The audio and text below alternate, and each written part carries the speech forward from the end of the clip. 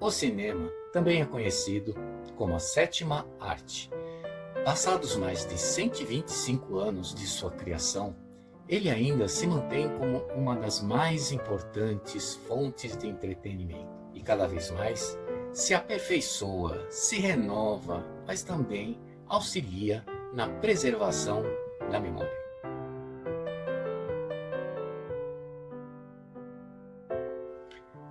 Foi em 1885, num café em Paris, que o cinema nasceu, nas mãos dos irmãos Louis e Auguste Lumière.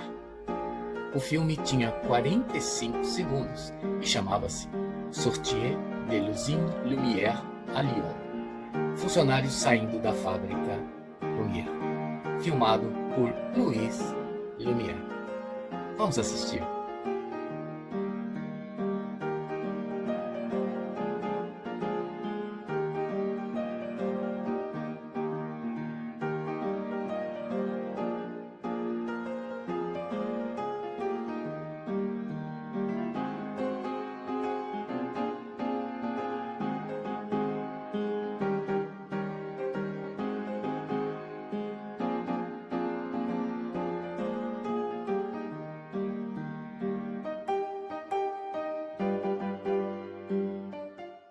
Mas a fantástica fábrica de entretenimento foi criada a partir de invenções antigas, como a caixa escura, descoberta por Leonardo da Vinci em meados de 1515, ou seja, 15 anos depois da chegada de Pedro Álvares Cabral às terras brasileiras. A caixa escura é uma espécie de câmara que funciona conforme o olho humano, invertendo a imagem capturada. Foi a partir desse dispositivo que a fotografia foi inventada. Outro aparelho que serviu de base para o cinema foi a lanterna mágica, uma espécie de refletor que, por sua aplicação, se assemelharia a um projetor de slides, a grosso modo, que foi inventada no século XVII pelo jesuíta, físico, matemático e inventor alemão chamado Athanasius Kircher. É constituída por uma caixa escura e um conjunto de lentes por onde uma luz proveniente de uma lâmpada de azeite. Lâmpada de azeite é aquele modelo que guarda o gênio das histórias do Aladim. E essa luz é projetada e atravessa uma placa de vidro pintada, cuja imagem incide sobre um lençol, sobre um pano. A lanterna mágica era então utilizada para entretenimento. E várias placas eram pintadas e usadas na sequência adequada para o desenvolvimento de uma história que era contada por um narrador. Dependendo do caso, a exposição rápida de placas dava a ideia de movimento, tal qual em uma sequência quadro a quadro usada nos cinemas até hoje. O praxinoscópio é um aparelho que projeta imagens desenhadas em películas transparentes sobre uma superfície. Foi inventado em 1877 pelo francês Émile Reynaud. Consiste em uma espécie de carrossel movido a manivela que, com o auxílio de espelhos e uma lanterna destas de azeite usada para projeção, possibilita a ilusão de ótica e de movimentos. O aperfeiçoamento do equipamento permitia a criação de animações que duravam em torno de 15 minutos de projeção, inclusive com o uso de duas projeções simultâneas no mesmo ponto, uma para produzir um cenário de fundo e a outra para colocar personagens em movimento. Estas eram chamadas de pantomimas luminosas e apresentadas em público em locais que passaram a ser denominados teatro óptico. Os laboratórios de Thomas Edison também aventuraram-se na busca do entretenimento de projeções visuais com movimento. Em 1819, o engenheiro-chefe do laboratório de Edison, William Kennedy Loring Dickson, inventou o cinetoscópio, uma espécie de câmara projetora na qual o observador colocava uma moeda e olhava por um visor, pelo qual via a projeção de fotos sequenciais em uma fita de películas de celulose unidas pelas extremidades, que se repetiam toda vez que outra moeda era introduzida no aparelho. Mas Dixon foi muito mais além. Conseguiu, inclusive, sonorizar alguns de seus filmes, como que será exibido a seguir, datado de 1894, no qual ele toca violino diante de uma enorme trompa, enquanto dois rapazes simulam uma dança meio desengonçada.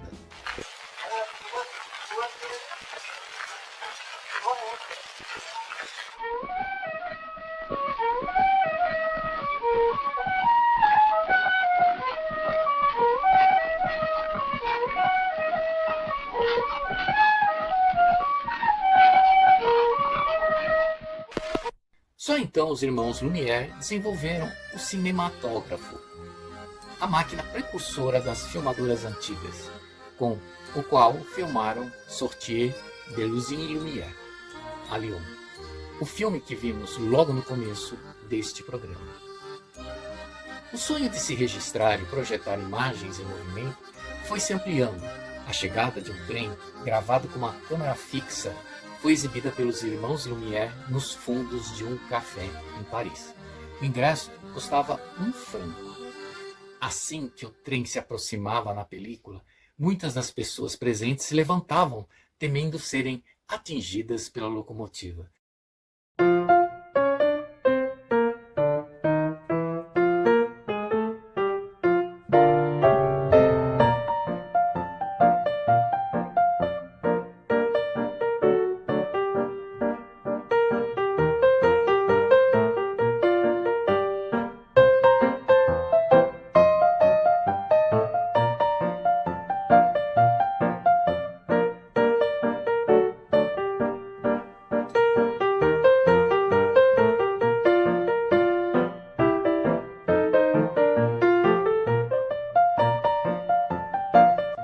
Os britânicos também desenvolveram interesse pela invenção. Em 1888, o francês Louis Le Prince e o sogro inglês Joseph Winkley foram responsáveis pelos 2 segundos, chamado Round the High Garden Scene. Assista. Os estadunidenses deram seus primeiros passos com as empresas de Thomas Edison. O filme Blacksmith Scene, de 1893, que durava 40 segundos, foi um deles.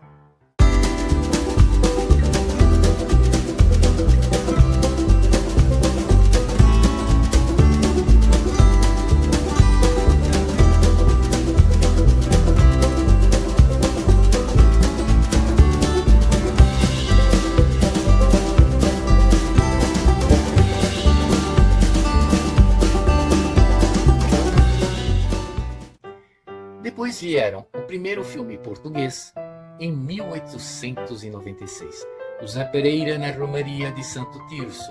Lembra do Zé Pereira, que nós falamos na outra produção? O primeiro filme brasileiro aconteceu em 1897. Acredita-se que foi O Ancoradouro da Baía de Guanabara. O primeiro filme japonês foi em 1898, no Nusarashi.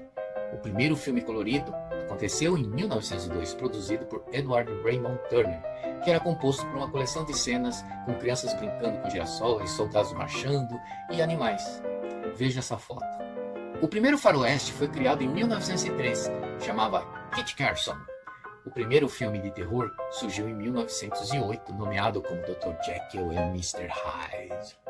Foi nesse mesmo ano que o brasileiro Marc Ferrez, descendente de franceses, criou um dos primeiros filmes nas terras tupiniquins, uma comédia de curta duração chamada Nhô Anastácio Chegou de Viagem. Mas a primeira comédia de longa-metragem foi protagonizada por nada mais, nada menos que o grande mestre Charles Chaplin, ao lado de Mary Dressler, em 1914, o filme chamado Tilly's Punctured Romance, que aqui no Brasil foi batizado de Carlitos, o Inesquecível.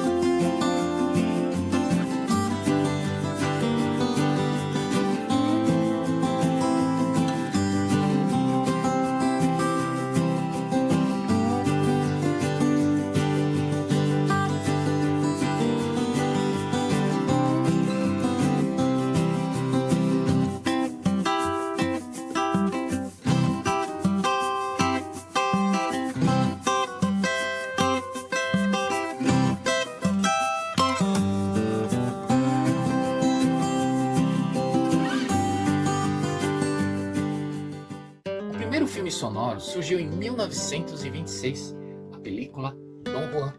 O filme tinha música e efeitos sonoros, mas não dispunha de falas. Era protagonizado por John Barrymore, o avô da Drew Barrymore, aquela que começou como a menininha do ET e fez grande sucesso em muitos outros filmes.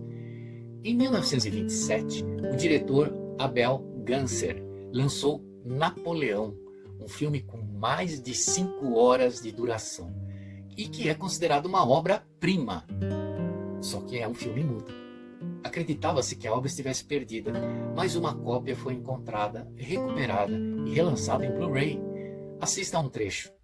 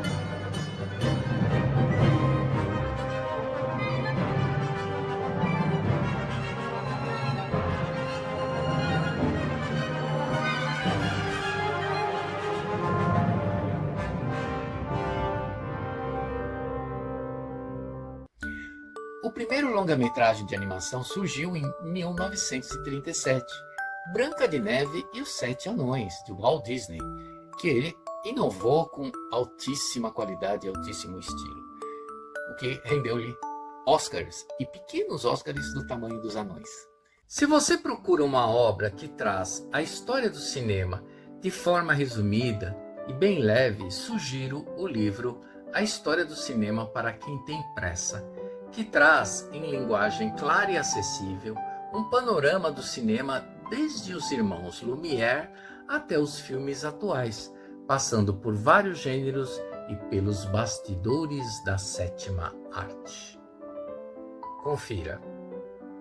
Mas o cinema foi crescendo, criando ídolos e mitos como Rodolfo Valentino, o galã dos anos 20, e uma constelação de estrelas como Charlie Chaplin, Greta Garbo, Humphrey Bogart, Katharine Hepburn, Paulette Goddard, Cary Grant, Bette Davis, James Stewart, Audrey Hepburn, Marlon Brando, Ingrid Bergman, Fred Astaire, Henry Fonda, Marilyn Monroe, Clark Gable, Jenny Kelly, Elizabeth Taylor, Judy Garland, Marlene Dietrich, Joan Crawford, Gary Cooper, John Wayne, Grace Kelly, Laurence Olivier, Ginger Rogers, Orson Welles, Kirk Douglas, Shirley Temple, Rita Hayworth, James Dean, Burt Lancaster, Lauren Bacall, Buster Keaton, Sophia Loren, Sidney Poitier, Robert Mitchell, Frank Sinatra, Jerry Lewis, Jim Martin, Ava Gardner, Groucho Marx, Sam Davis Jr., Vivian Leigh e uma infinidade de outros nomes, esse universo de estrelas que deixaram seu legado e foram eternizados nas calçadas da fama de Hollywood. Um dos homenageados foi a nossa querida Carmen Miranda. O tempo também fez o cinema se aprimorar e retratar biografias, uma forma interessante de preservar a memória e compartilhar a história de vida de personagens de grande importância histórica e social. Uma das primeiras películas que retrata a vida de um vulto histórico, embora cheia de erros, estereótipos e preconceitos, foi Cleópatra, interpretada por Vivian Leigh. Observe este trecho do filme.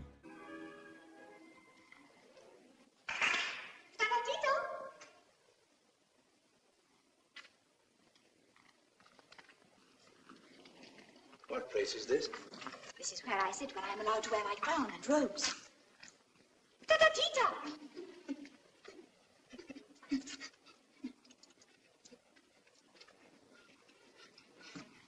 Order the slave to light the lamps. Do you think I may? Of course. You're the queen. Go on. Light all the lamps. Stop!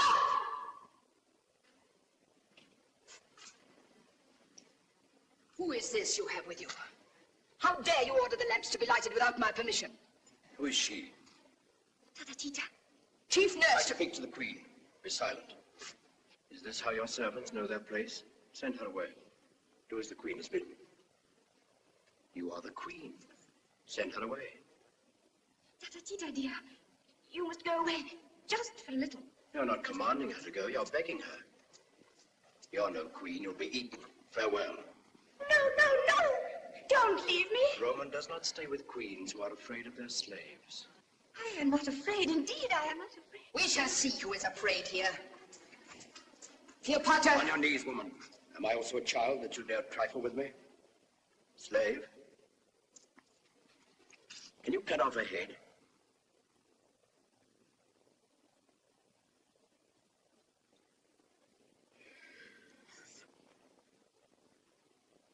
Have you remembered yourself, mistress? O queen, forget not thy servant in the days of thy greatness. Go. Be gone. Go away. Give me something to beat her with. So, you scratch kitten, do you? Must be somebody. I will beat him.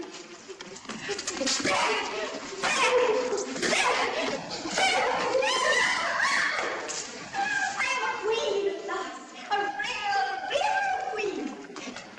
Cleopatra, the queen. Oh, I love you for making me a queen. But queens love only kings. I will make all the men I love kings. I will have many young kings with round, strong arms. And when I'm tired of them, I shall whip them to death. But you will always be my king, my nice, kind, wise, good old king. My wrinkle. You will be the most dangerous of all Caesar's conquests. Caesar, I forgot Caesar. You will tell him that I'm a queen, won't you? A real queen. Listen. Just run away and hide until Caesar is gone. If you fear Caesar, you are no true queen. And though you were to hide beneath a pyramid, he would go straight to it and lift it with one hand, and then be afraid if you dare. Caesar approaches the palace of Cleopatra. Come, take your place.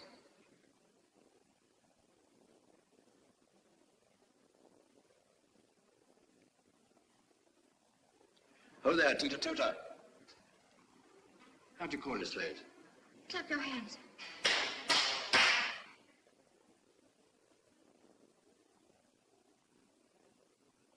Tota Tita, bring the queen's robes and her crown and her women, and prepare her. Yes, the crown for Tata Tita. I shall wear the crown. For whom must the queen put on her state? For a citizen of Rome, the king of kings. How dare you ask questions? Go and do as you are told.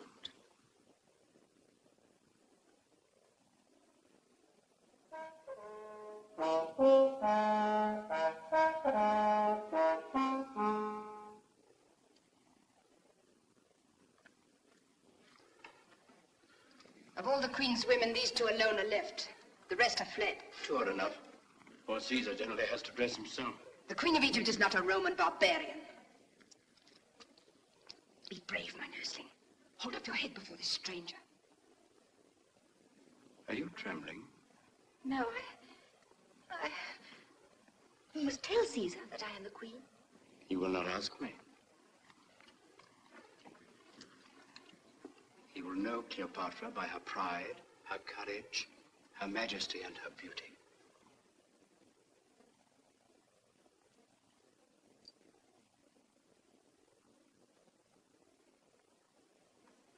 Is it sweet or bitter to be a queen, Cleopatra? Bitter. Cast out fear, and you will conquer Caesar. The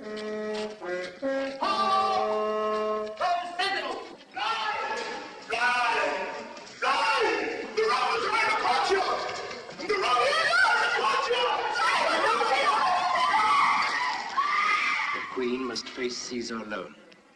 Answer, so be it. So be it. Good. Don't worry, my nursling. You have said so be it, and if you die for it, you must make the Queen's word good. Now, if you quail...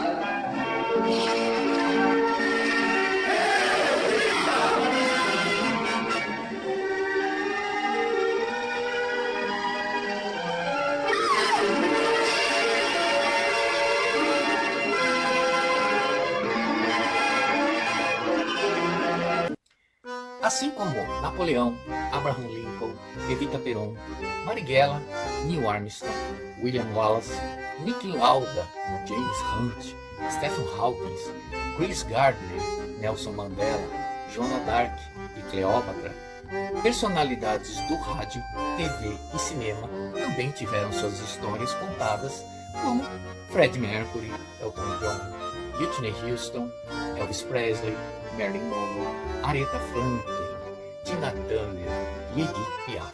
Por vezes, um livro biográfico concentra-se em um determinado momento da vida de alguém, como acontece com a obra Conselhos Políticos à Regente Princesa Isabel, de como governar com competência e sabedoria, que aborda o período em que Dom Pedro II deu início ao preparo de sua sucessora, a Princesa Isabel, para assumir o trono do Brasil.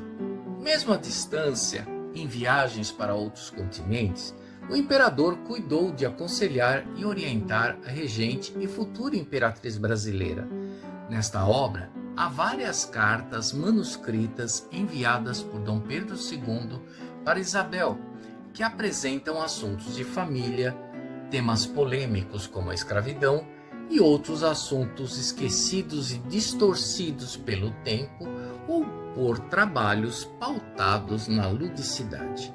Vale muito a pena ler. Mas em se tratando de cinebiografia e do cinema como veículo cultural da preservação da memória, inclusive da memória brasileira, nosso convidado de hoje, o comendador Dimas de Oliveira Júnior, tem muito mais a nos ensinar. Vamos falar a verdade, o homem é fera. Então vamos às perguntas. O cinema é conhecido como a sétima arte, um merecido título a este artefato cultural que há tempos tem nos presenteado com trabalhos maravilhosos. Entre as searas dos cinemas estão as adaptações literárias e as biografias que preservam a memória de grandes nomes da história em geral. Como diretor de cinema, conte-nos como se produz um filme derivado de um livro. Diga-nos também como é esse processo na produção de biografias. Bom, primeiramente eu gostaria muito de agradecer o convite de fazer parte deste programa e falar sobre um assunto o qual é minha paixão há 47 anos, que é o cinema. E principalmente o cinema, aquele que eu amo de paixão, que é o cinema quando retrata época, retrata vidas passadas, retratam biografias, adaptações literárias. Este é realmente o cinema que eu gosto muito, é esse gênero que me atrai, sempre me atraiu, desde que eu era criança, que eu ia ao cinema, então eu gostava muito de ver filmes que retratassem histórias reais. Eu costumo dizer, eu até brinco com relação à figura de Cleópatra, a rainha do Egito, de que a maior assessoria de imprensa que alguém já teve para se tornar conhecida mundialmente foi Cleópatra através do cinema norte-americano, que mesmo levando uma história que não foi tão fiel à vida dela, e romanceando, e colocando Elizabeth Taylor, né, aquela beleza tipicamente europeia, né, colocando ela como a rainha, né, do Egito, né, a famosa Cleópatra.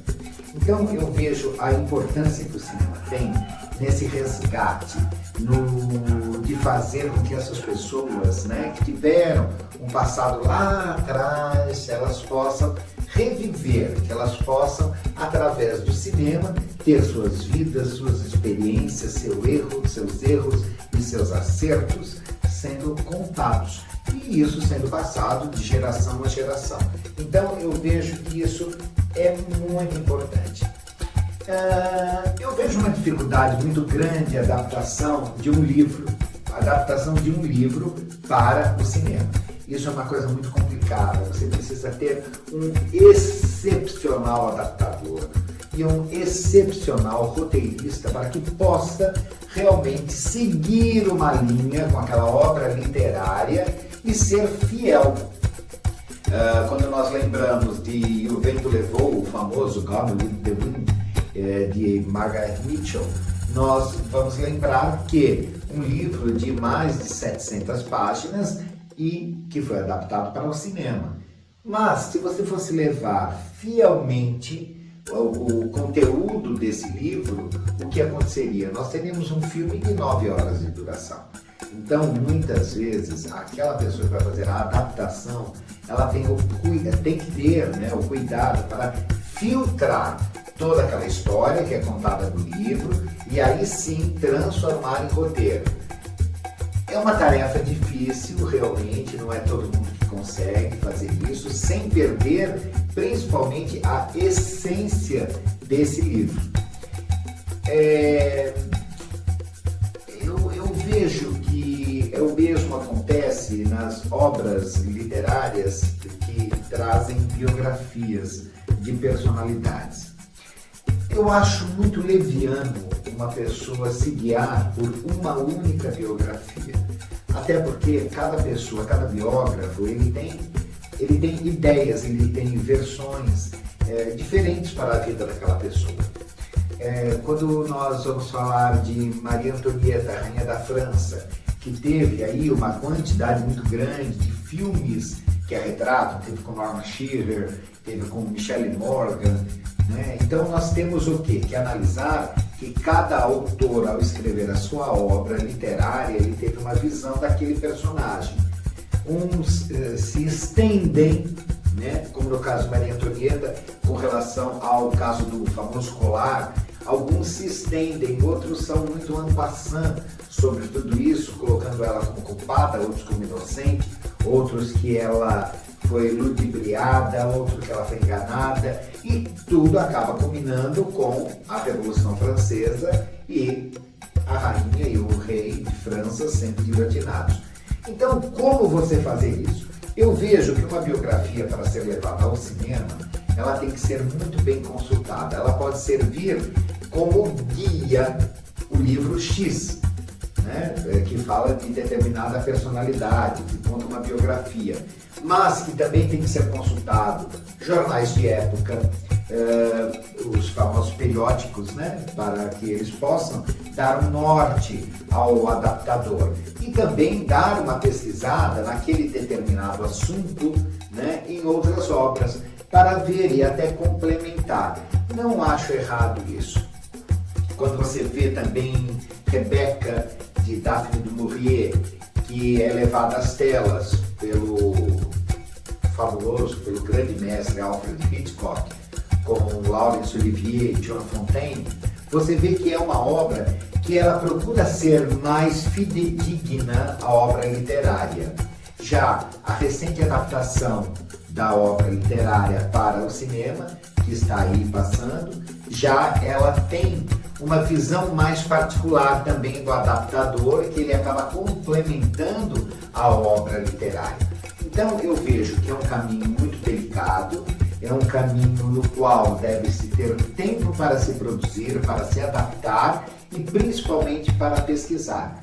Mas lembrando que é através da linguagem audiovisual que as obras literárias elas acabam se eternizando e sendo levadas para gerações, e elas vão seguindo um caminho e acabam virando grandes clássicos, né? Como muitos viraram e outros irão virar no futuro. É isso que eu penso. Uma de suas especialidades é o resgate em filmes da memória de artistas do início do século XX, como as apaixonantes cantoras do rádio. Conte-nos um pouco dessa paixão Cite os principais filmes que você já realizou com essa temática e diga qual o que mais o deixou realizado profissionalmente. O cinema de época, né? O filme que retrata uma época, sempre foi, como eu disse, minha grande paixão. Isso desde criança. Eu posso dizer que eu me apaixonei pelo filme de época a partir do momento que eu assisti do Bruno Barreto, o filme Estrela Sobe, com a Beth Faria e o Carlos Eduardo Labella. Apesar de ser uma obra ficcional, mas eu fiquei apaixonado por aquele ambiente radiofônico dos anos 40, dos anos 50, e daí eu resolvi realmente ir por essa seara, né, e conseguir fazer filmes dessa maneira. Eu, desde adolescente, que eu sonhava fazer um filme como a Estrela Sobe. Eu fiz muitos filmes. Eu fiz Os Últimos Compassos, que é a cinebiografia da cantora Dircinha Batista. Eu fiz o filme A História de uma Cantora de Rádio, sobre a Rosina Pagan. Fiz Uma Estrela Humana, sobre as Irmãs Pagãs, né? A famosa dupla de cantoras dos anos 30, né? Elvira e Rosina Pagan. Mas tem um filme que, em especial, ele foi o meu grande prazer, o meu grande amor, a minha grande paixão poder realizar esse filme, que foi o filme Quero Dizer-te Adeus, a cinebiografia do cantor Orlando Silva, que eu me baseei no livro do escritor Jonas Vieira, que me cedeu os direitos.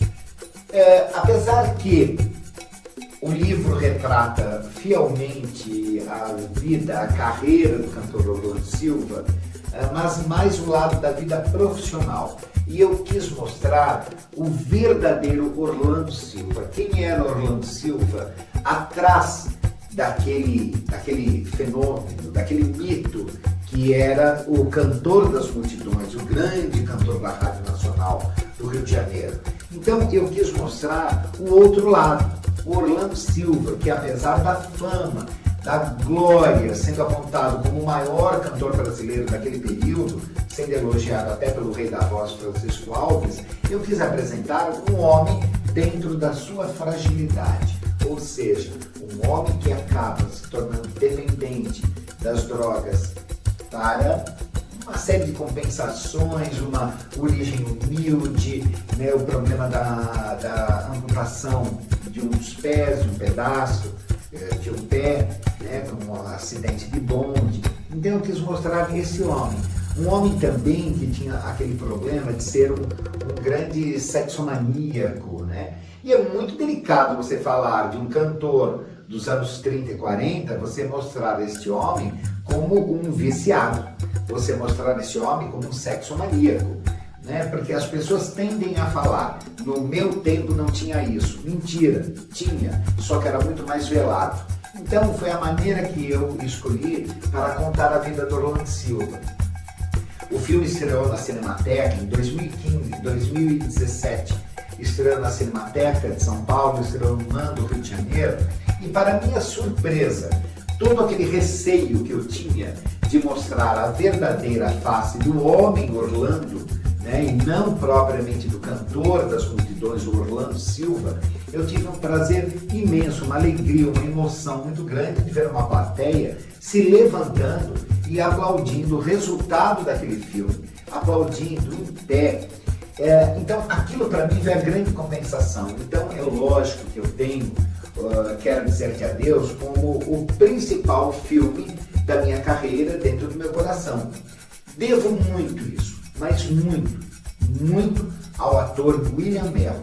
O ator William Mello, ele se dedicou de corpo e alma para interpretar o cantor Orlando Silva, inclusive com a sua própria aparência. Ele deixou de fazer academia, ele emagreceu, ele pintou o cabelo, quer dizer, tudo ele fez, inclusive mexendo na sua aparência, para conseguir chegar próximo ao que era Orlando Silva fisicamente. E fora, claro, todo o estudo que ele teve, onde ele mostrou realmente a capacidade dele como grande ator. Foi o primeiro filme do longa-metragem feito pelo William Mello, e foi aí o grande passaporte dele, né? Hoje ele participa de novelas da Rede Record, tem uma carreira de sucesso, comerciais, publicidade e uma respeitabilidade muito grande no mercado audiovisual, né? Ele já ganhou prêmios como melhor ator, então eu devo muito a ele. Então eu posso dizer e quero dizer que adeus, né? A vida do cantor Orlando Silva é, para mim, a obra a qual eu quero ficar lembrado, que eu quero ser apontado como um grande diretor de cinebiografias através do Quero Dizer-te Adeus. Poucas pessoas conhecem o papel de um diretor de cinema. Descreva esta função e explique um pouco a diferença em dirigir um blockbuster, uma adaptação literária e obras de cunho biográfico. Conte-nos também como seu trabalho o levou a receber o título de comendador.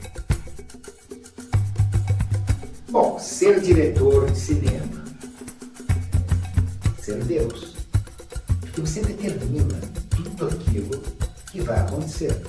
Se você não gostar do andamento do roteiro em determinada situação, você muda, você altera, você faz uma adaptação e você escolhe um elenco, você escolhe um cenário, você aprova ou não aquele figurino. Então é muito importante, né, que as pessoas entendam, o diretor ele tem isso. E não sou eu que digo só, né, porque vários diretores da antiga escola de Hollywood já diziam isso, né, que o diretor era um deus, assim como Orson Welles sempre comentou isso, né? Federico Fellini, Alfred Hitchcock, então tantos e tantos mestres, gênios, pessoas assim maravilhosas, incríveis, né, que tinham esse sabor. Eu acho muito interessante que eu não vejo diferença de dirigir um blockbuster, uma adaptação literária, uma cinebiografia. Não, eu trato a tudo com amor, com paixão, com devoção. Eu sempre digo, minha carreira é um sacerdócio e nela eu me concentro de corpo e alma para executar um trabalho. É evidente que existem certos roteiros, o qual você não tem uma paixão tão grande, mas aí eu me dou a liberdade e me dou a livre escolha, se fico ou não fico naquela produção. Então, isso é que eu faço. Mas eu vejo que você dirigindo um blockbuster ou qualquer outro gênero, você tem que se dar por inteiro, você tem que se dar 100% para aquele trabalho, aquela obra, porque afinal de contas, você não apaga uma obra cinematográfica, você não apaga isso, né? Nunca. Está aí a prova. O que Charles Chaplin fez na década de 10, na década de 20 do século passado, está aí até hoje, ainda serve de referência para tantas e tantas pessoas, jovens, faculdades de cinema, né? Faz parte da história do cinema, faz parte do audiovisual. Então, eu vejo que é isso, você tem que ter paixão, você tem que ter amor àquilo que você faz, independente do gênero.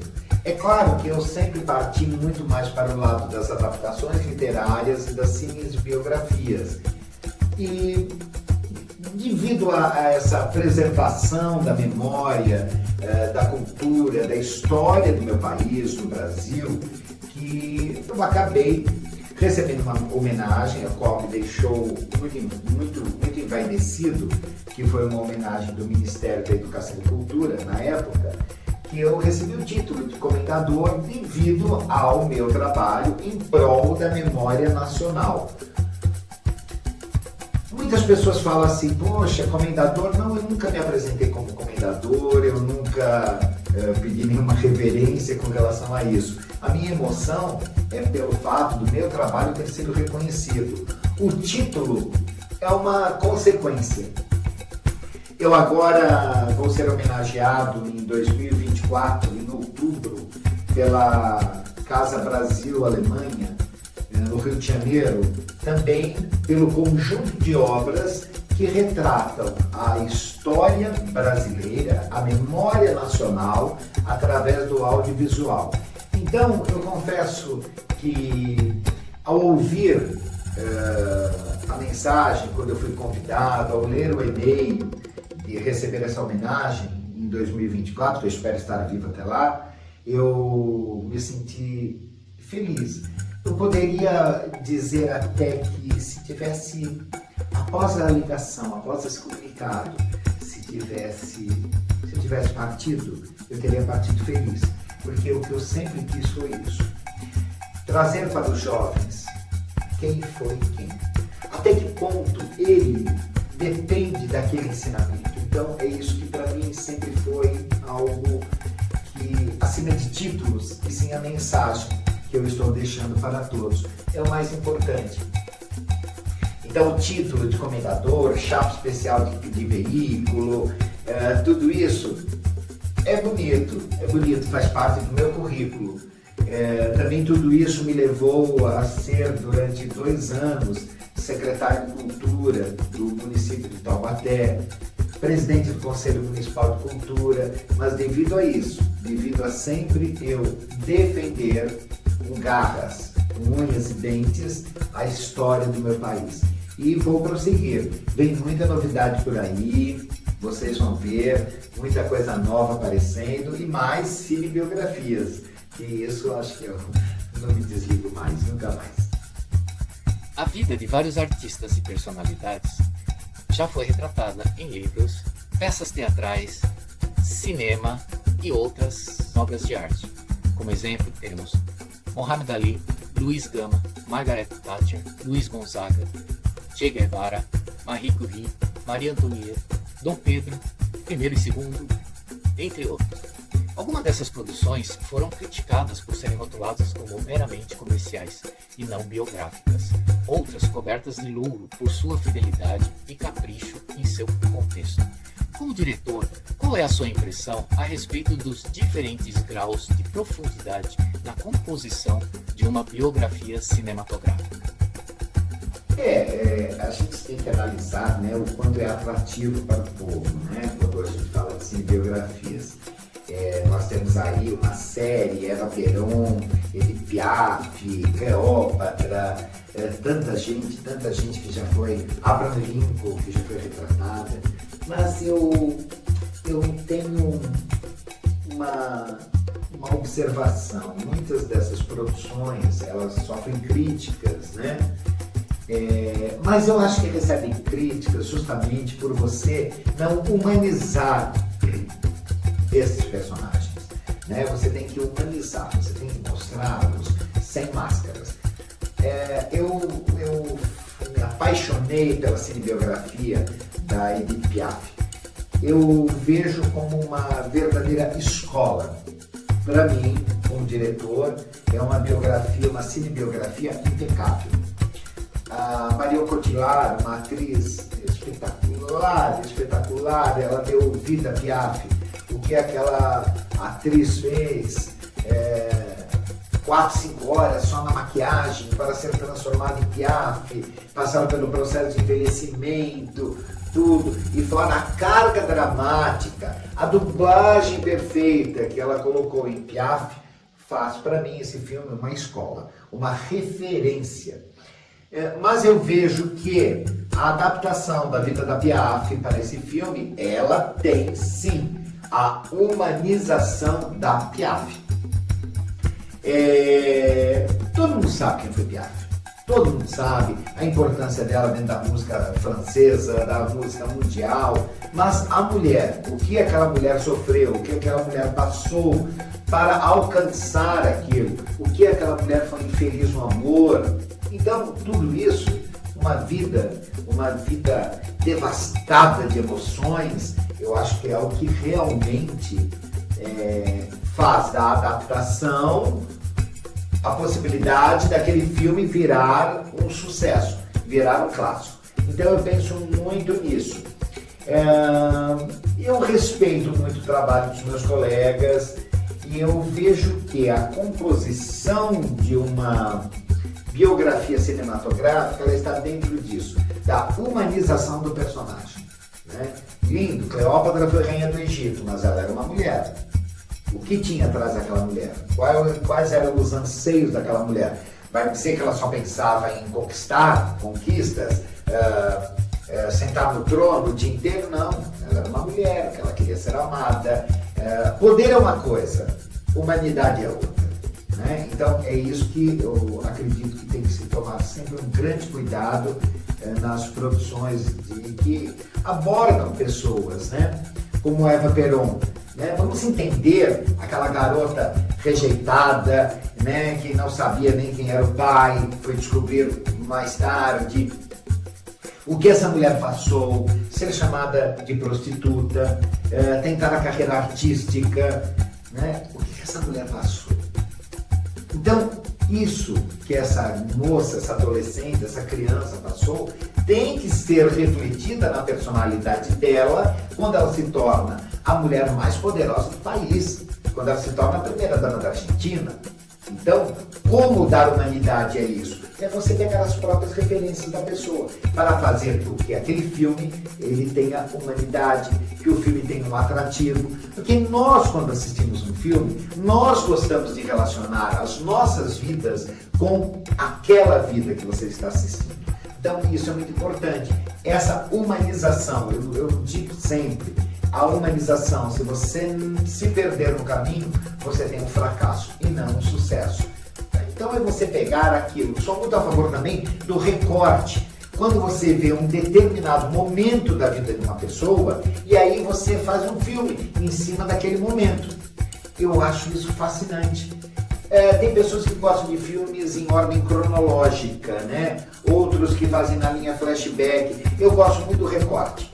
Eu gosto. E aliás, filmes que eu fiz, eu sempre procuro fazer isso, em flashback. A pessoa ela vai relembrando o que foi a vida dela e o que a levou ao ostracismo, à derrota, ao vício. Eu vejo muito disso. O recorte, eu sou muito favorável.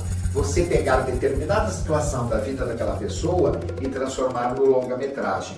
Essa é uma coisa que eu apoio muito. E eu acredito que aí você abre campo, inclusive, para outras pessoas que queiram retratar aquela personalidade, mas elas vão retratar de uma outra maneira. Elas vão falar, já foi feito, agora não quero mais, não vou fazer, porque fulano já fez. Não, daí é para fazer esses grandes mitos merecem ser biografados ad eterno. Então é isso que eu penso com relação a essa coisa da composição de uma biografia cinematográfica. Durante alguns anos, você produziu vários filmes biográficos na sua produtora, Rosina Pagan, resgatando a memória da própria Rosina Pagan, Marlene, Carmélia Alves, Dalvo de Oliveira, Emilinha Borba, Dirce Batista, Linda Batista, Dolores Duran, Isaura Garcia, Nora Ney, entre outras. Nos seus projetos futuros, há alguma nova biografia que queira contemplar? Há biografias masculinas que já tenha feito ou queira fazer? Como eu digo, né? Eu sempre fiquei muito preocupado com a memória nacional e com esse ostracismo que a nova geração tende a atirar no limbo do esquecimento nomes, até a própria Elis Regina. Tem muita gente que não conhece Elis Regina, tem muita gente que não conhece Chico Buarque. Então, eu preocupado com isso, agora, um adendo, se não conhece Elis Regina, que dirá de Aracide Almeida, entendeu? Cantora dos anos 30, 40. Então, a minha grande preocupação foi, como eu dava aula na escola Rosina Pagan, de ver que os meus alunos não tinham o menor conhecimento disso. Eu não estou falando de aluninho, né, criancinhas, eu estou falando de homens, mulheres, acima de 20, 30 anos. Então eu criei um projeto chamado Projeto Memórias, Velhos Nomes por Novos Talentos. Então os velhos nomes, né, eram feitos pelos alunos, os novos talentos. E deu um resultado maravilhoso. Eu retratei nesses filmes, né? Eu fiz 70 filmes. Foram 70 filmes curta-metragens de 25 minutos cada um, no período de 2 anos, sem patrocínio, sem apoio cultural. Eu fiz todos esses filmes resgatando artistas da nossa memória da música popular brasileira. Então eu fiz Marília Batista, Aracide Almeida, Carmélia Alves, Dircinha Batista, Emilinha Borba, Marlene, Carmélia Alves, Nora Ney, Aulinha Garcia, Jorge Goulart, Francisco Alves, Mário Reis, As Três Marias, Neide Fraga. Foi muita coisa. Não vou conseguir lembrar dos 70 títulos, né? Mas foi muita coisa que foi feita. Carmen Miranda, Aurora Miranda. E o que eu posso dizer com relação a isso é que foi uma coisa que deu uma curiosidade muito grande. Foram muitas entrevistas em televisão, muita gente querendo saber desse projeto, né, de retratar. Isso foi muito legal, muito gratificante também. Até hoje eu tenho alunos, ex-alunos que me telefonam, me mandam mensagens, né? O WhatsApp, telefonar é antigo, né? Então mandam mensagens via WhatsApp, falando: olha, mestre, eu vi, falou da Emilinha Borba na televisão, lembrei de você. Então isso é muito interessante, e eu contribuí também com a cultura deles com relação à história musical brasileira, assim como eu resgatei muita gente que estava aí bem esquecida, né? Porque o Brasil, ele tem um problema sério. O Brasil sofre de uma doença chamada falta de memória, falta de interesse do conhecimento. Então, eu procurei trazer à tona esses grandes nomes da música popular brasileira. Retratei poucos homens, não retratei muitos homens, mas eu agora estou me concentrando em voltar para o Projeto Memórias, velhos nomes por novos talentos, e contando um pouco, né, da história dos grandes cantores. Então eu quero contar cantores e compositores, eu quero apresentar Rubens Soares, Vassourinha, Cartola. Eu quero apresentar esses grandes, né, compositores e cantores da música popular brasileira. Quero mostrar também a força do negro na música popular brasileira, Pixinguinha. Então eu estou aí voltando com esse projeto e agora espero ter, né, conseguir um apoio, né, que a gente sempre espera, né, que possa alcançar para fazer novas produções, né? Então é isso que eu estou fazendo, né, agora, e espero que o Projeto Memórias venha com tudo ainda esse ano, apoiado, claro, também pela lei Paulo Gustavo, né, que é esse grande incentivo ao audiovisual. Então eu estou nessa batalha, nessa correria, para fazer pelo menos mais 20 Projeto Memórias, né? Então é isso que eu estou planejando, nessa continuidade do Memórias, velhos nomes, novos talentos. Antes de mais nada, Dimas, agradeço profundamente a disponibilidade e a imensa gentileza em nos dar esta aula de cinema. Aproveite para nos contar a respeito dos seus novos trabalhos e projetos. Bom, eu não paro, nós não podemos parar. E o dia que parar é sinal que a tomada foi desligada. E aí acabou, você já vai cantar lá em cima, né? Tocando harpa, né? Vai tocando lira, né? Lembrando do meu amigo ator Sidney Lira, tocando lira. Então, eu estou aí ainda trabalhando, e estou agora no meio de um projeto que já está em fase final, que é uma adaptação da obra do imortal Monteiro Lobato, né? O Sítio do Pica-Pau Amarelo, onde nós estamos fazendo uma nova série com 10 episódios. Então, começando por Caçadas de Pedrinho, Viagem ao Céu, os 12 Trabalhos de Hércules. Estamos fazendo esse trabalho que, olha, realmente está sendo surpreendente trabalhar com um elenco jovem, com crianças que a gente aprende até com eles, de ver a dedicação que eles têm de fazer aquilo. E mais uma vez eu digo que o resultado está sendo surpreendente de trabalhar com essa nova geração. Então eu estou fazendo, chama-se esse seriado Aventuras da Emília Visconde no Sítio, porque não podemos usar o nome Sítio do Capão Amarelo, apesar da obra do Monteiro Lobato ser de domínio público, mas não podemos usar por causa que é um registro da Rede Globo de televisão.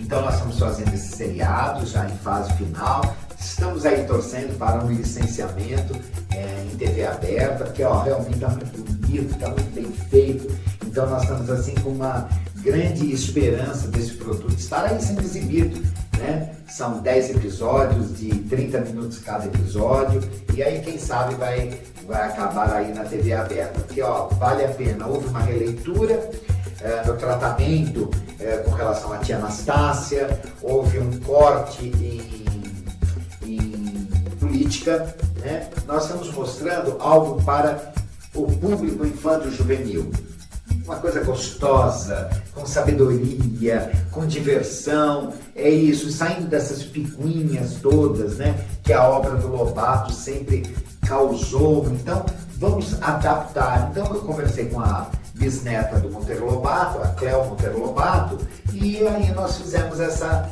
adaptação. Então muito legal, a gente fala até de celular na obra, viu? Então vale a pena, redes sociais, tudo. Então tem esse trabalho, Aventuras da Emília e Visconde no Sítio. Estou também na produção, na direção de um longa-metragem chamado Beatriz, com a atriz Luana Dias e com o Nando Cunha, com a Débora Muniz também, pessoal assim maravilhoso, grande elenco. E estamos aí numa corrida muito grande para a finalização desse filme, que vai para festivais, né, no próximo ano. E lógico, pensando, como eu disse, nessas cinebiografias de grandes artistas e compositores da música popular brasileira, negros, mostrando a importância deles, o talento deles e a herança que eles nos deixaram. E aquilo, né, o que mais aparecer, estou aí para fazer, né? Porque, como eu digo, vamos falar de história, vamos falar de memória, eu estou preparado para tal e com uma disposição de um adolescente. E vamos fazer isso. E agora lanço, em setembro, um livro também, que é a biografia da Celi Campelo, escrita junto com o jornalista e escritor Gonçalo Júnior, e aí nós estaremos lançando em setembro a biografia oficial da cantora Celi Campelo, a rainha do rock and roll. Então, é isso que eu queria dizer. Lógico, meu amigo Egídio, que eu quero agradecer pela oportunidade de estar no programa.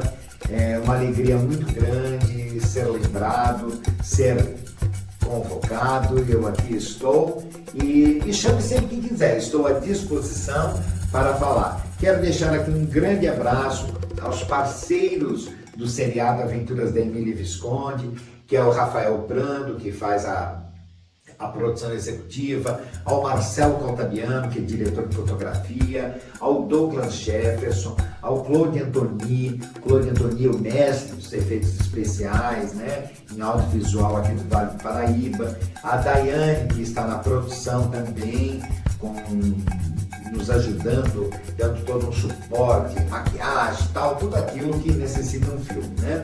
Então a todos eu agradeço muito, a todo o elenco, todos que estão se empenhando ao máximo para que a gente possa fazer algo que possa ficar, né, no sonho de cada um que assistir. Então é isso, muito obrigado, meu amigo, prazer imenso estar aqui com você, que você seja abençoado sempre, que sua vida seja sempre de conquistas. Beijo no coração, muito obrigado, e precisando, eu estou aqui. Pois bem, amigos, aqui foi mais um programa repleto de curiosidades e uma tremenda aula. Conto com vocês no próximo e até mais.